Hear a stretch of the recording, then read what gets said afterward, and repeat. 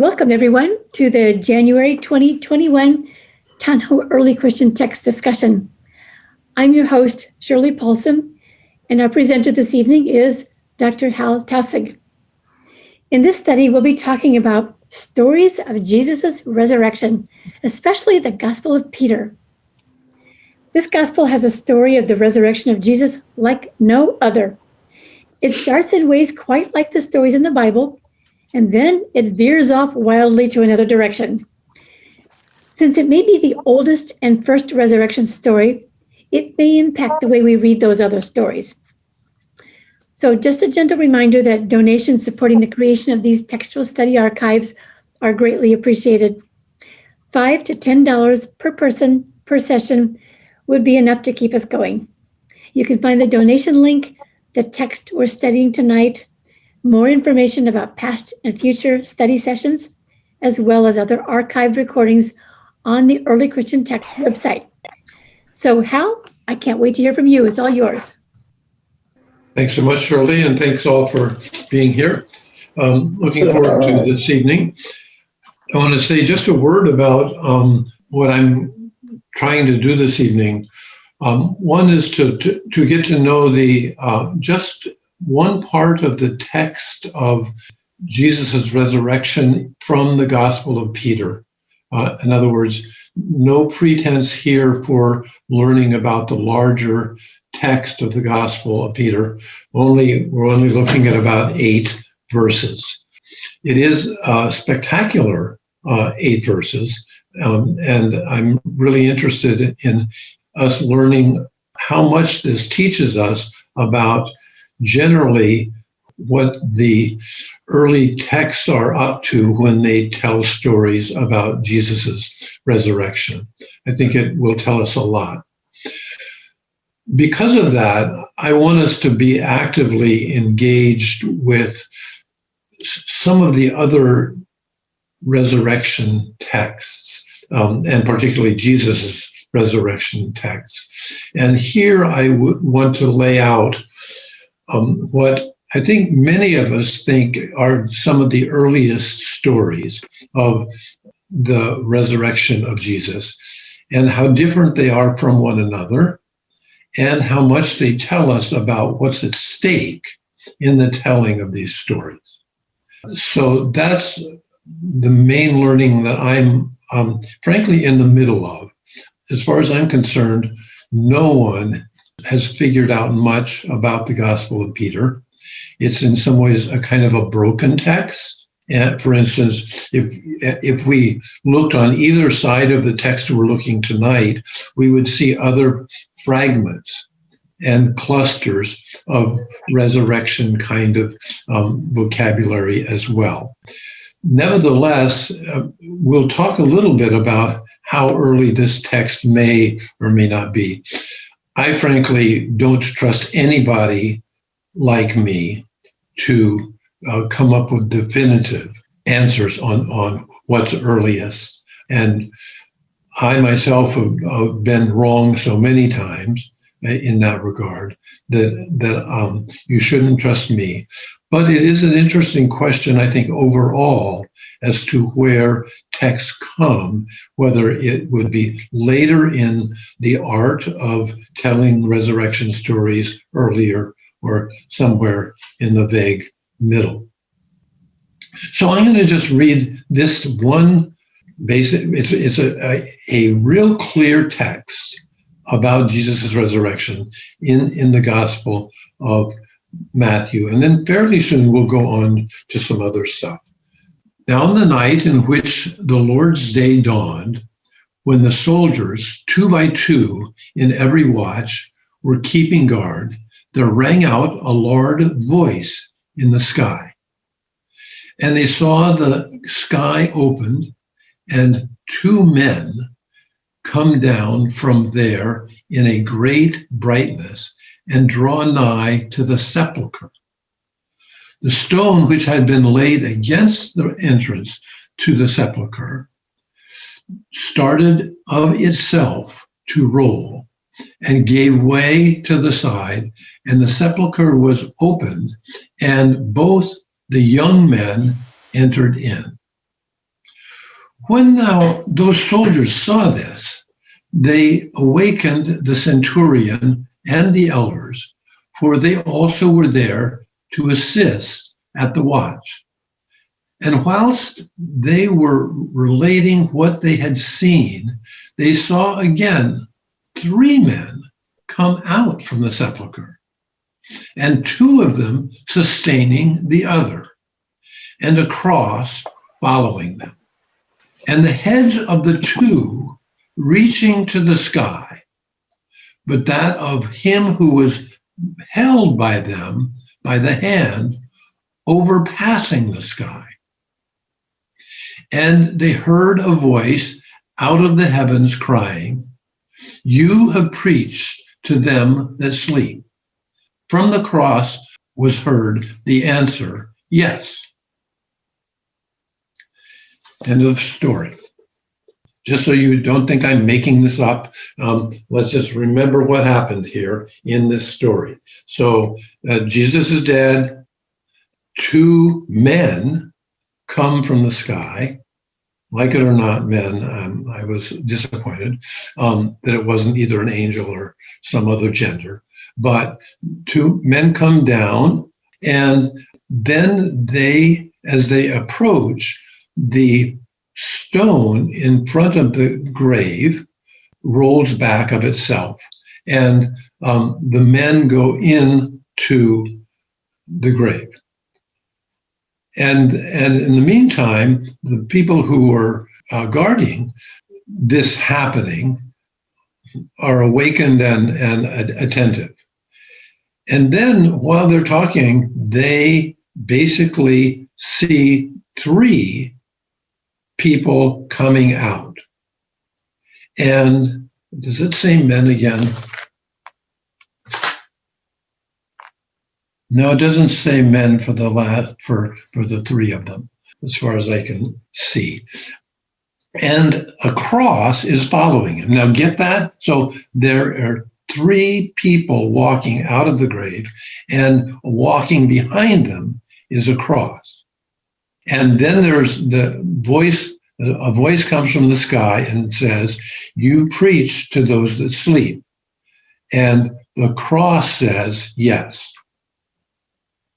Okay, so I think I would like you all to jump in right away here to just see how you're taking this in.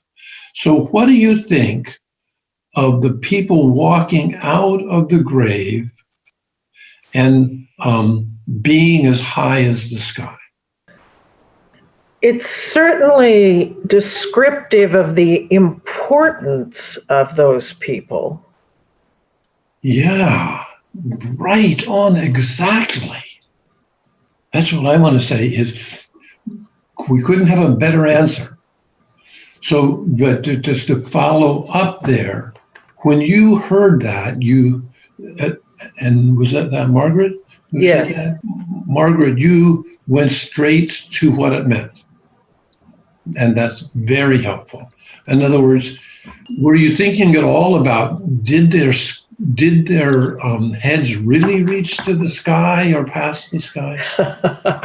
I have actually thought about that since the first time I heard it, and had a great deal of trouble with it since, as I've been accused of being a liberal literalist. So I thought I'd try something different for a change. Super. Well, and by the way, you all, if you didn't notice, right as after I answered that or asked that question, Margaret chuckled. And I want to suggest that is yet another sign that Margaret's on to something. Because when you ask that question, I think when you listen to the story, you have to chuckle. In other words, I want to suggest, among other things that this text is about, is chuckling. Oh. So then we've got the cross, which is walking behind the 3 people. Anybody want to say what they make of that? and you can chuckle if you want, but I like chuckling, but there's more here than chuckling, I think. Well, Hal, did it actually say the cross was walking? Because I didn't catch. No, maybe driving. No, I don't know. Was that Joy? Joy, was that you? I think it just said the cross being behind them, Yes, good. Okay. but not specifically walking. Yeah, I think thank you very much. It's and let's see, and I don't have the Greek in front of me. Yeah, that's right. Okay, so and how about when we are hearing the cross talk? Anybody have a thought about that? It puzzles me, so I'm trying to think of, is the cross representing the resurrection and all that Jesus has been through speaks for him, or something like that? And so, and here's something that's kind of half a question and half of a clue for me. So the cross is answering something that the sky says. True. So the sky says, you preach to those who sleep. So it's not like a yeah for a cheer or anything. It's probably an answer to the sky's question.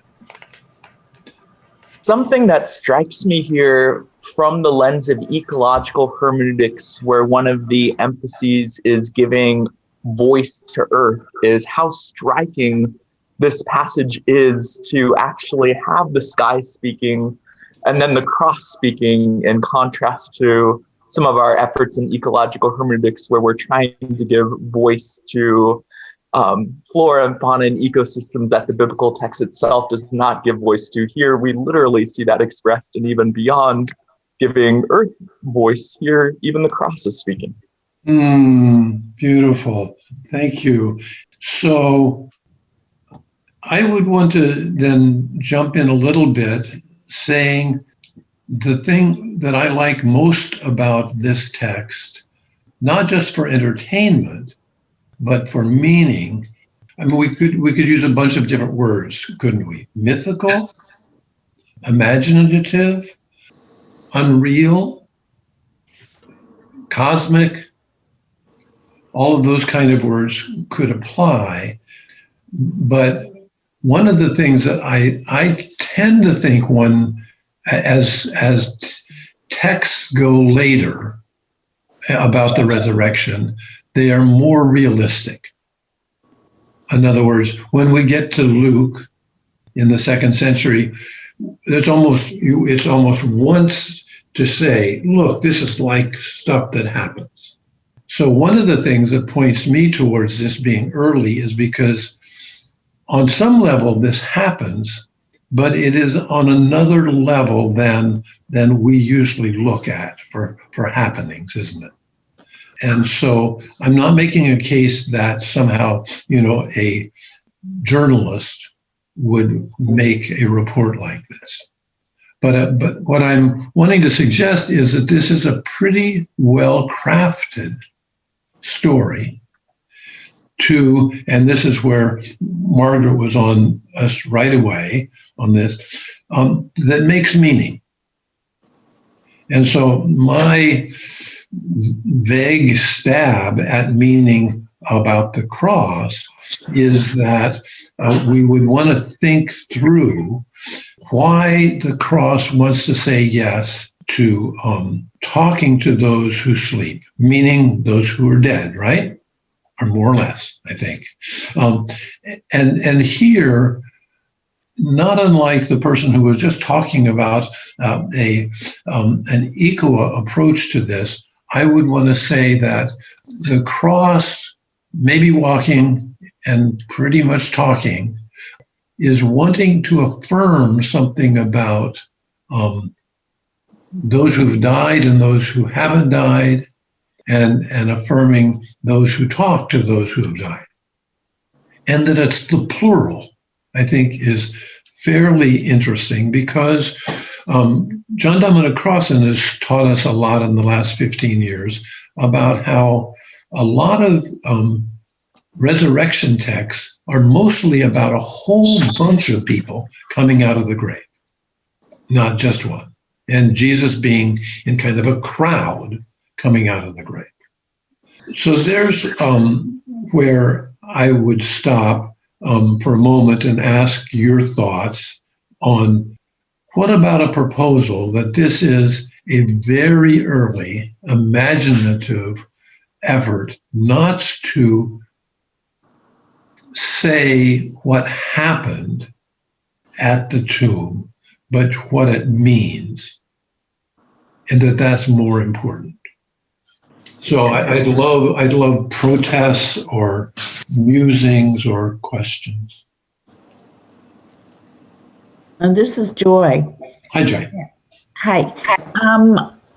I was really interested in, this looks to me like a vision, and how do you believe that this is really happening in a vision?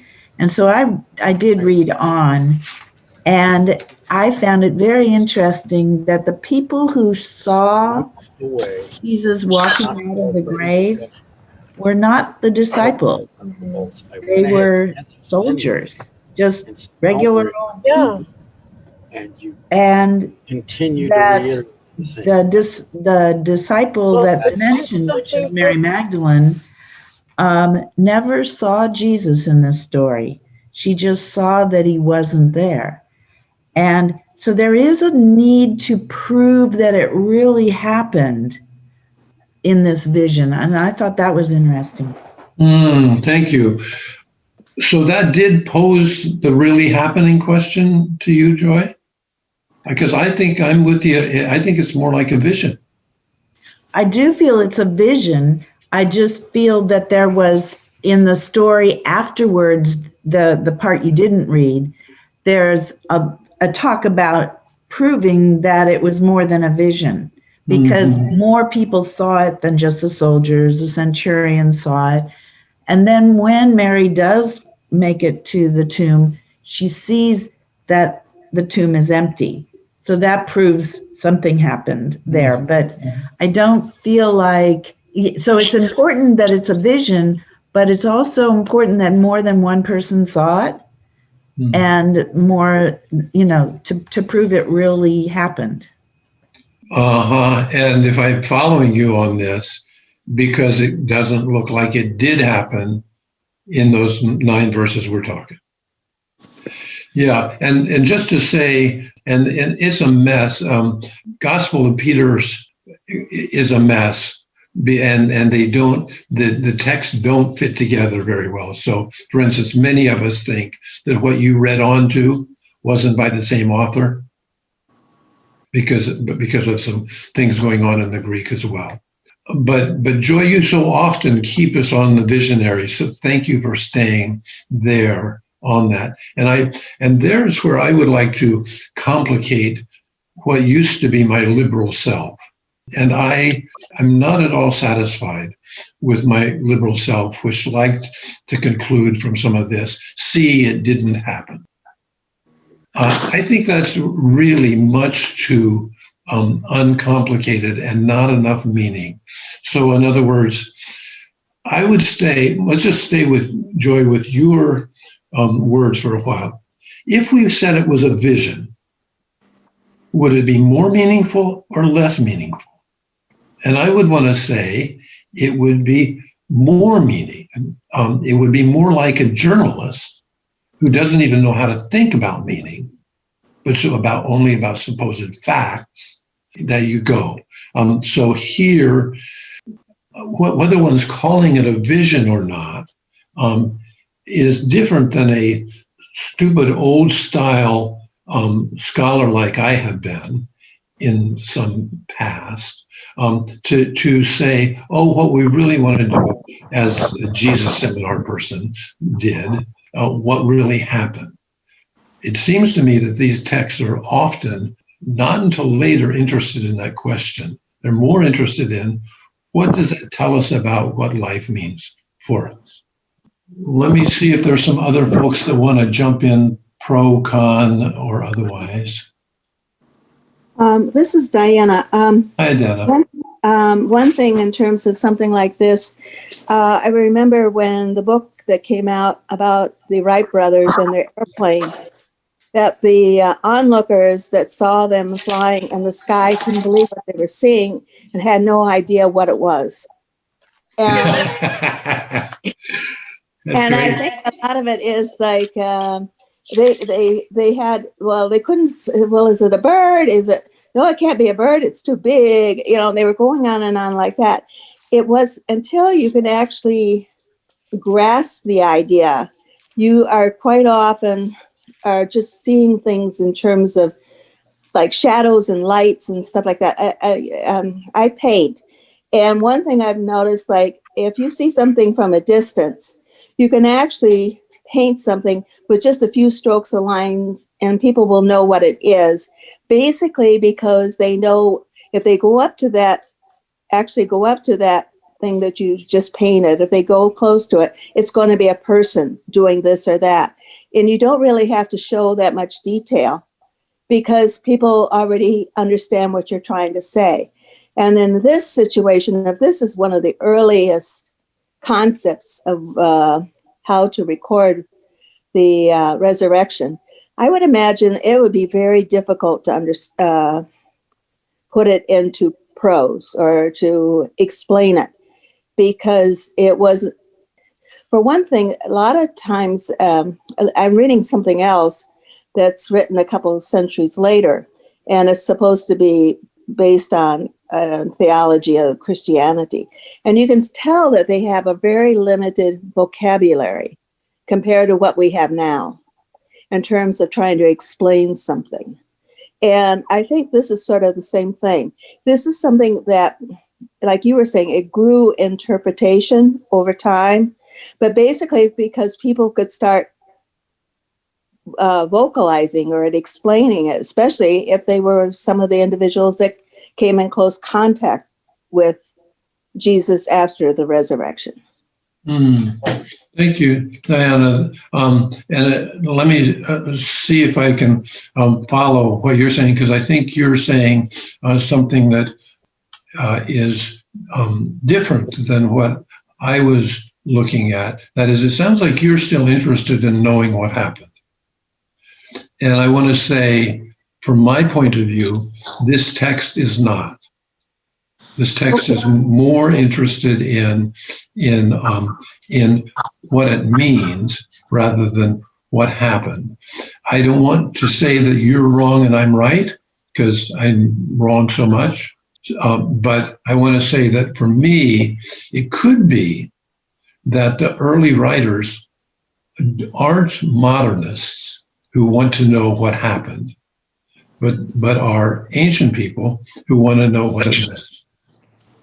So let me go on to a picture of early stuff and resurrection. And now I'm going to, and some of you, I'm sure, are on top of this, but I'm going to go to 1 Corinthians 15, which I think most scholars would say is the first thing we have in the New Testament about resurrection. And I'm going to just read this. It's not very long, and some of you know it well. And this is Paul. I want to make quite clear to you what the message of the gospel that I preach to you is. I would want to say, just notice here, it wants to know the message, which would, I think, be meaning related. The tradition I handed on to you in the first place, a tradition which I myself had received. So Paul, who wrote before the Gospels, his writings are probably the earliest things we have. So he's saying that what he's about to tell us is not what he came up with, but something that was given to him. That Christ died for our sins in accordance with the scriptures, and that he was buried, and that on the third day he was raised to life in accordance with the scriptures. And now here's where the people get really interested in, because we think this is about the earliest, because it's not just Paul writing about it. It's probably Paul writing about something that somebody told him. And that Jesus appeared to Cephas and later to the 12. And next he appeared to more than 500 of the brothers at the same time, most of whom are still with us, though some have fallen asleep. Then he appeared to James, and then to all the apostles. Last of all, he appeared to me too, as though I was a child born abnormally. So this is a list. Notice this is not story. When we are at the Gospel of Peter, there's a story that we just heard. This is not story, it's just kind of phrases. It's sort of a list of what Paul is saying are the first things he's heard, or the first thing he was taught that happened. So notice that this is different than all of the other first stories, right? That it first appeared to Peter or Cephas, and that there is no story that we know of about Jesus appearing to 500, and there's no story that he appeared to James. And then, very interesting, the word appear, Paul applies to himself, that Jesus appeared to him as the last appearance, Paul says. Now, that may be self-serving, right? But at any rate, but the other thing I would like to point out, and this is what a lot of people have said, so this is not at all me, just following others, is the word appearance. Notice this isn't somebody saw. This is something appeared. So joy is in your bailiwick. This is more like a vision category of appearance. So here, I would like to ask you to consider whether this is also like the Gospel of Peter in the story we read, since they're both kind of like visions or meaning making. So in other words, Paul himself, who says in another place, Jesus appeared to him, but he's clearly using visionary vocabulary to apply to himself a lot later, and using the very same word about Peter, James, and 500 other people, all at the same time. So part of my play tonight is simply to say, who cares whether the Gospel of Peter is the earliest? But it sounds like the earliest, in that what most of the standard folks say is the earliest is here in 1 Corinthians, and those are all appearances or visions. In other words, I'm beginning to make a little bit of with the smile on my face, a case that this is Paul himself using the words that are vision-like about the very first way to think about the resurrection. I think some of you who are much better scholars than I have been over this, but let's just pause here for you to think out loud with me about the Gospel of Peter and Paul, both using kind of visionary stuff. Thoughts, protests, questions? Okay, so one thing that there's two things. One is, I think, maybe a false premise upon which all else falls. But the other thing is, and that's towards the beginning of this passage. The other is towards the end, where it seems rather clear, something kind of interesting in the way Paul is describing the 12 and then the apostles. So it doesn't seem like there's 12 apostles. It's like there's the 12, whoever they are, and then there's apostles. So that's really different than what we have embedded in all of our gospels, which is 12 apostles, and we name them, just sort of to make sure we know these are 12 men. But it's not what we're seeing here. They're not, the 12 are not apostles, or the only apostles included. So that's just a side there, but that's something that's really different, it seems. But the first part is, and I think you made this, I think it's a leap, because if we think about Q, or even the Gospel of the Hebrews, which some scholars have supposed might have been Markion's gospel that he got from Paul,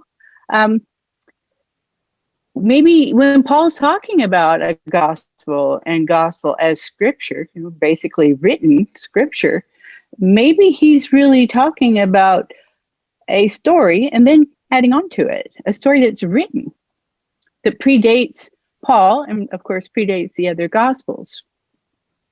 Something like Q. Which doesn't know either the crucifixion or resurrection.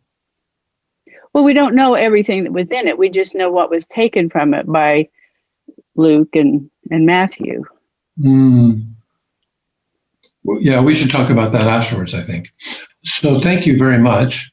So it sounds like you also are pretty interested in what happened. I'm pretty interested in how Paul describes it and then how we think about it. Thank you. May I make a comment? Please. Richard. Yes. As I was reflecting on and listening to what you said, I got to thinking about the cross talking. We have a serpent in the 3rd chapter of Genesis talking, which is generally regarded as allegorical. We've got the donkey talking in the Old Testament to his master. And now we have a dead piece of wood, which symbolizes eternal life, talking. I think the symbolism is very rich. Don't leave us there, Richard. Go for it. So what is that rich imagery saying? A dead piece of wood talking to those that are asleep, that symbolizes eternal life. I mean, it's just full of possibilities of what it's saying. The cross symbolizes the purpose of Jesus' life, to conquer death itself. The cross is the symbol for all of Christianity. I mean, it's universally recognized. If somebody sees a cross, they don't think of, something else. They know that a cross is the symbol for Christianity. And the fundamental lesson of Christianity is the overcoming of death. And that's the whole point of this resurrection story, is coming out of the tomb alive. To me, I mean, whether the story is literally accurate or is just a nice way for somebody to try to express a vision that they've had of what happened, it's a powerful. To me, it makes sense why it never got put in the canon gospel. It's just there are too many things wrong with it for a traditionalist to establish a hierarchy or a church. It's just too visionary. It's just too much. There's too many things there for just the layman to try to grasp. Yeah, and I loved Richard the chuckle, not unlike Margaret's, as you were thinking about the Gospel of Peter's story. Yeah. Other comments before we go on to another text? I'm not sure if this is neither here. This may not be anywhere in this, but I am always so amused by Paul's constant justification of everything. It's like just even an accounting of people. And then this was, it appeared here and then here and then here and then here. And then also all these people saw it, it just always cracks me up about Paul. So I find humor in that piece from that angle. And then from the other side, thinking about how tall a forehead has to be to like touch the sky, you know. It's funny. It's just funny to me. Yeah, thanks, Natalie. Yes, and there too, that it is visionary. Sounds like that could be attractive to you. Well, I just feel like, is this the same text? Like that is not the end of it, right? Like after that, doesn't like the cross dance or something, or am I getting that mixed up? That's another text, but it's a good one. Yeah, I don't know. As far as the visionary thing, I think that it feels like they often wrote to the absurd so that there wouldn't be any confusion to take it literally. Like, we got to look at this some other way, because obviously, like, crosses don't follow people. Men don't like fall from the sky. You know, all of that, I think in their world would just be fun. So like, there's got to be something else in it, right? Yeah. So I'm going to go on to then, I'm ploddingly here just doing some of this, on top of the Gospel of Peter. I'm doing some of the standard early story things, and that's the Gospel of Mark. So I'm just sort of plodding here to say, most people will say that in the canonical Gospels, Mark is probably the earliest. And then some of you will know that if you look at chapter 16 of the Gospel of Mark, in most people's Bibles, you will see that people are confused, meaning the publishers are confused, or the scholars are confused, because chapter 16 of Mark, which is the end chapter, the earliest manuscripts end at verse 8. But then in almost everybody's Bible, not one that I recently published, but you have later texts that are also appearances of the risen Christ. So in other words, in most Bibles, you'll just find these little notes saying, hey, we actually have not one, but two or three or four last versions of Jesus's resurrection. So Mark is the first. A number of us stop at verse 8. And just to quickly look at chapter 16, verses 1 to 8, this is where you have women coming to the tomb, which it occurs in different ways in other Gospels, and they are coming to anoint Jesus's body. But there, they don't find Jesus's body, but a young man who is sitting beside some clothes and saying, Jesus is not here, he's in Galilee. Go and tell the followers of Jesus that they should meet him in Galilee. And then here's the last verse of this story. And the women came out and ran away from the tomb because they were frightened out of their wits. And they said nothing to anyone, for they were afraid. So that would be, in some of our books, that would be the last thing said in the Gospel of Mark. This would be, and probably, if one is standard, and probably one of the first gospel stories. And you notice what happens. So here, at the end of this very early story, you have a story that could not quite happen. Let me just run that through. And I'm not interested in whether it happened or not. I'm interested in its cleverness. If they ran away and told no one, how do we know? This is quite clear to a number of us, at least, that this is also a story written to make meaning, and is intentionally so that one knows that that's how it's made, like the Gospel of Peter is. And here you have a bigger joke in Mark, because in Mark, Jesus is always, when he's done a big healing, he says, don't tell anyone. And then what do the people do?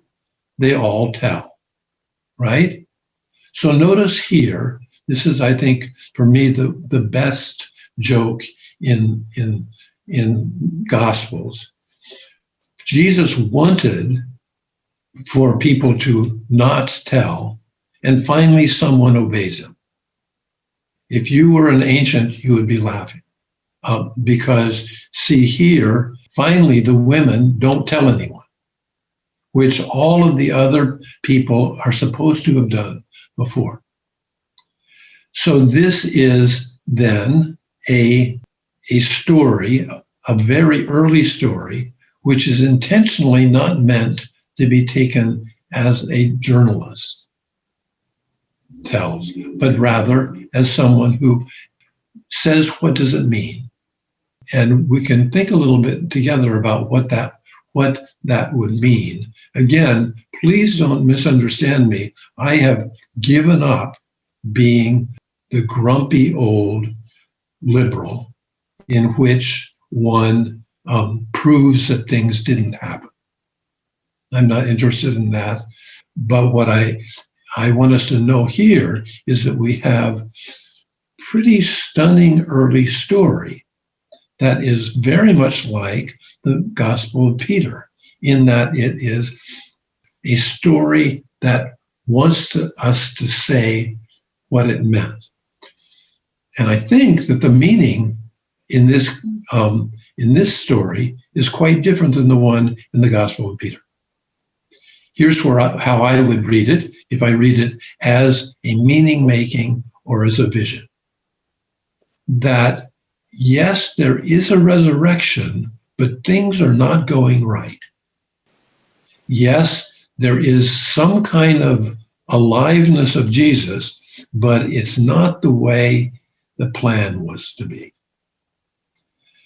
That, I think, is very specifically Markan meaning, because Mark is so full of broken bodies and was written in a terrible time of loss and a whole bunch of people being crucified. Not just Jesus later, when the Romans came back in and won the war again. So here what I would want to say is that if you'll humor me into the Gospel of Peter maybe being really early, if you'll take for granted that the Mark stuff has to be really early, and then if you see this, the earliest of the Gospels, being a very, it's not completely down, but it's a very mixed happening for a resurrection. It's not tragic, but it's certainly not quite triumphant like a bunch of the others are. Okay, so those are, for me, three early deposits of resurrection. And because we never pay attention to the Gospel of Peter, I want to say, to a certain extent, we haven't read it so often that we miss how much it is a spiritual event written very early to not make history, but to make meaning. So let's jump in there. Your thoughts on Mark or all of these three bunches together. Well, this is Diana again. Hi, Diana. Hi. You're saying that the women obeyed what Jesus had told them not to tell, but somebody must have told, because how did the message get out? Yeah, thank you. That's someone wrote it. In other words, this is a story or a vision that wasn't trying to say what happened. It was a story that had a very clever and surprising ending in which no one ended up knowing. But they did. How do you know? Well, we all have the other versions, and we have all these people that ended up becoming Christians. Uh-huh. Well, the one thing, when you're talking this way, though, I started listening to the Yale University class on the new scriptures. And he's the professor in charge there says, the New Testament does not teach that life is immortal or there's life after death. And the way you're describing this, I thought, well, maybe that's where he's operating from. Thank you, Diana. Thanks for asking that, because that's, as I said, whoever the person was that you've been listening to before comes from the cloth that I used to be in, which was to try to puncture people's faith. I think life is much more interesting than that now. And no, it's not that for me at all. I think that it's a deeper meaning. It looks like the deeper meaning comes before people decide they need to prove that something happened. So I love what you said about how we know that happened, because it's a really interesting question. See, none of the other stories say the same thing as Mark does. So that's why I was asking, it's such a odd story that it is different. And then I think it's really helpful for us to think through the second thing you said, which is very important, and that is the reason it happened is because there are all these Christians. And I'm a Christian, but for me, it's a bigger thing to find out what scriptures mean rather than need to prove that it happened. So in other words, I think for me, Christianity is a bigger and more complicated and wonderful thing than us saying that the scriptures are about history.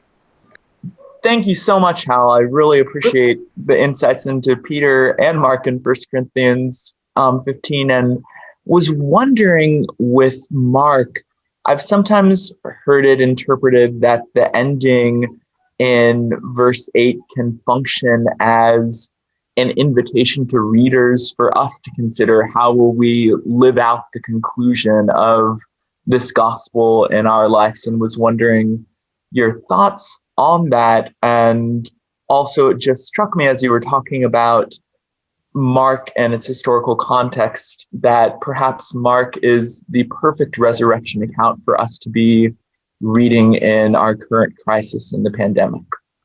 Oh, yeah, Mary, thank you so much.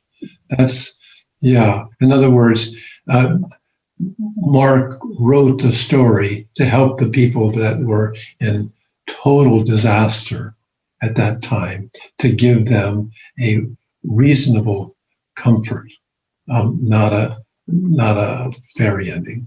And so thank you. Yes, Mark has so many meanings all at the same time. I think exactly what you're suggesting. And then on top of that, one of the other things that folks have noticed is the suggestion in the last verses that you go to Galilee.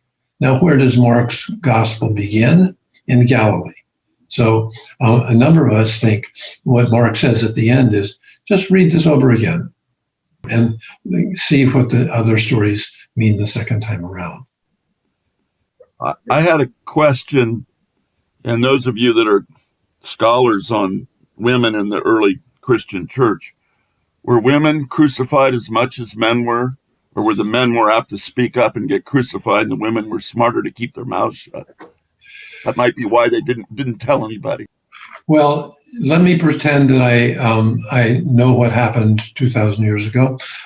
By and large, we think that tens of thousands of men were crucified, really hundreds of thousands by the Romans. Secondly, yes, there are a few suggestions that some women were crucified. The thing mainly to think through on that, Richard, is not whether women or men are smarter. We may know that, but that the Romans knew how to scare many nations to death because they were coming for them. All right, well, I'm sure that I speak for everybody here. It's been a fascinating conversation. You've given us plenty to think about, and I think Barry's point that we better go back and read it again and live it again and figure out what it's going to mean in our own lives is a good idea. So thanks, Hal, so much. I appreciate that. And thanks everybody else for your participation. This was the January 2021 Tanho Monday Textual Studies discussion on stories of Jesus' resurrection, especially the Gospel of Peter, led by Dr. Hal Taussig. Once a month at 8 to 9 p.m. Eastern Time on Monday nights, generally the 4th of the month, we provide a discussion of one of the early Christian texts. Dr. Hal Taussig leads these sessions, sharing a well-framed overview of the particular text and allowing participants time to ask questions and share their insights. Donations supporting the creation of these textual study archives are greatly appreciated. To donate, simply find the earlychristiantext.com website and scroll down to the donate button. Thanks so much, everybody.